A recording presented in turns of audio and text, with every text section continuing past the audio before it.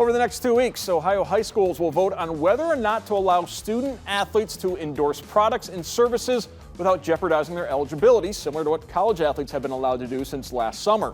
One area of concern, if the name, image, and likeness rights does not pass, will that lead to more and more teenagers leaving education-based athletics and strictly playing club sports and continue the trend of leaving their home state altogether for athletic academies?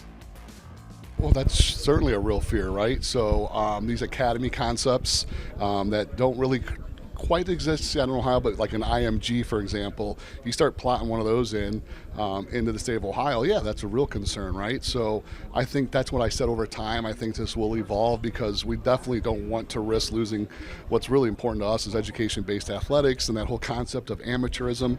But I'm willing to step back, open my mind a little bit, and definitely if the unintended outcome of not passing this down the road leads to these academy concepts, we certainly would have to reconsider where we're at because we don't want to risk that ever happening or jeopardizing high school athletics as it is today. Sport by sport, everything's different.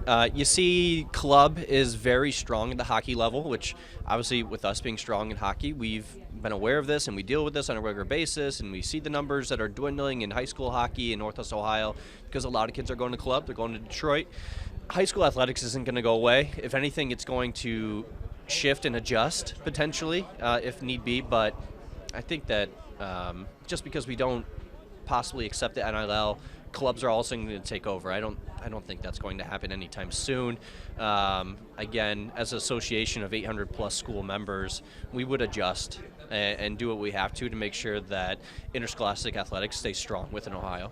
I still believe for our nearly 400,000 athletes and their families, it means something to be part of their school team and participate in those tournaments and have an opportunity to be a state champ. And so I think in the majority of our sports, the majority of our athletes and their families, it means something to be part of that community and that school in their community.